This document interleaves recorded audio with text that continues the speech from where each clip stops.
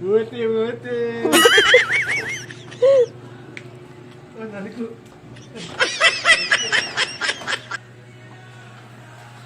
Yan. Binaha po kami dito sa shop. Kailangang alisin ng tubig. Yan, bagyong bagyo. Hanggang dun. Yun. Baha doon sa labasan. Baha din dito.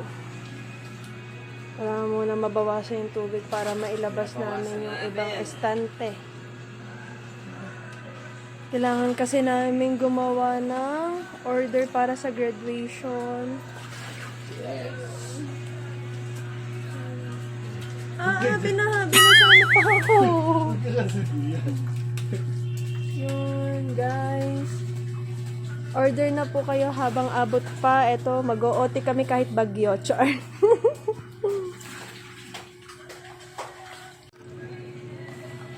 Yan, tapon mo na. Kasama ka na. Buti, buti. Oh, nari ko. Pangalawa na po niya yung hakot.